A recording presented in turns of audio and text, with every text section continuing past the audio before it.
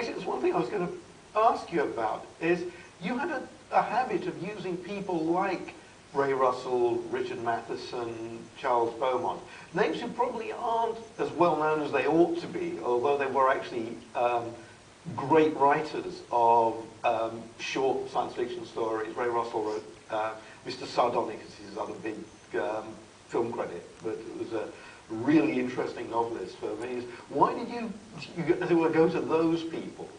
I started with Chuck Beaumont because he had written The Intruder. I read The Intruder and bought the book and had Chuck write it. I chose Dick Matheson to do most of the Poe pictures because he had had a big success with, just a minute, The Incredible Shrinking Man for Universal. And he had also written a number of novels and short stories, which I read. I consider, although Ray Russell and Chuck Beaumont were very, very good writers, when you say they're underrated, they're underrated. The one who's really underrated is Dick Matheson, who I think is one of the masters of science fiction. Just last year, I Am Legend came out. It's the third time they made that picture. Dick used to complain, they've never made my picture. They keep making it, but it's never the original story. The new I Am Legend comes closest to yeah, although it's still, yeah, it's still not to quite. Fundamentally misunderstand the book, which Yeah. I think has been his problem with adaptations of it. And did was the reception of X the Man with X-ray eyes what you'd expected for such a, because it is still an odd picture. I mean, look, that particular sequence there's a kind of crime movie angle to it, and there's a sort of satirical sequence about evangelism, and of course there is the even Ray Milland does with X-ray vision what everybody else would do with it in the first place. Yeah, look through people's clothes. And at that time you couldn't show nudity, so Yeah. he didn't see much. At any rate, repeat that question. So was it sort of just taken as a regular science fiction film and sort of processed that way, or did people notice that it had a really peculiar arc? Both. It was accepted as a regular science fiction picture, but I was a little surprised. The reviews were really quite good on it. Matter of fact, they were better than I expected. I thought of it as a picture in the vein of the Poe pictures, but I wanted to do something in today's world, and that was the origin of it. The reviews were excellent. I think it even won a couple of minor film festivals. The grosses were similar to the Poe pictures, but a little bit less. But in general, the picture turned out all right. Yeah. But you didn't then go and do, as it were, a series of Ray Milland science fiction films, as you were doing Vincent Price horror pictures? No, I went back to the Poe pictures, and then finally I said, enough of all of this, and I moved into the counterculture. We were now into the 60s. I was tired of shooting primarily in studios, and I did The Wild Angels as a total break, a deliberate break from what I had done before. Total reality, what was going on at the time, and nothing shot in the studio, everything shot in natural locations. Well, before we get there, we're going to see as it were, the last great moment of your studio-bound Poe productions. This is the climax of Mask of the Red Death, another great Vincent Price sequence, another great Poe Holocaust. A period when you started making films outside America. I know in fact you've made films in Puerto Rico at one point. Did you feel the need to expand your horizons?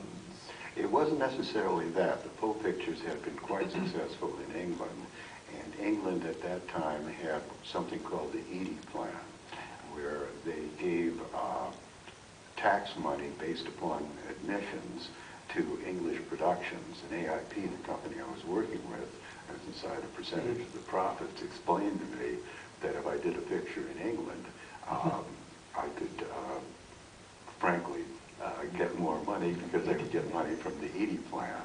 And I got a little bit lucky because the sets here were the most, this is Mask of the Red Death, the first picture I did in England. The sets were the most elaborate I've ever seen or ever had in my picture, and they were with this reason, Danny Haller, the art director who worked with me on every one of the Poe pictures and was really excellent, and I had a habit of, when we went to a studio, going to the scene dock. The scene dock is where they have the stored flats from previous pictures. And we had fairly decent flats, and then we would build a few for the pictures I did in America. We were at a studio, I think, called ABC Pathé or something like that in England, and they had just finished, it was either A Man for All Seasons or, I've forgotten which other. I think Beckett is the other one. Yes, Beckett. It was one of those two pictures. We walked into the scene dock, we looked at these sets, and we thought, this is the greatest thing we've ever seen. And you don't see it all here, but it was by far the biggest and I think the best looking of all the Poe pictures, because we were able to draw upon the flats from these two very expensive, from one of the two very expensive English pictures. It also had Nicholas Roeg as a cinematographer. Yes. Which seemed to help a lot, actually, in some of there's a sequence in Poe's story involving multiple rooms that are identical but different colored, which is filmed astonishingly well. Although it's not in any of the other adaptations of the story, even though it's the most visual moment in it. I always liked that moment. There were two things that made it significant. One of them maybe was me, but the two really significant things, Danny Haller designed the sets, and I said I wanted to be able to go through all the rooms with one dolly movement. How could we do that? And he designed the partitions between each room so the partition came to a point, and as I dollied across, you were not really aware of the partition because the point became almost invisible, and then Nick lit the sets really beautifully. I always liked that sequence. And while you were on your European trip, you also managed to get in a motor racing movie and a war movie, and then produced a horror film in Ireland for Francis Coppola, and did something strange in Yugoslavia that involved some film that ended up being recut into 3 different versions. Yes. In the midst of all of this, we were sort of running all over Europe doing everything. We had just finished a racing picture, and The Young Racers, in which we followed the Grand Prix circuit. And then Francis was my ace assistant at the time, and I thought, we've got all our equipment built into this minibus. Francis may be famous as a great director, but he also was wonderful as a mechanic building the minibus, and all our equipment was built into this. And I said, Francis, as long as we're here, we've got this stuff. I have to go back to America to do a picture. Why don't you do a horror film?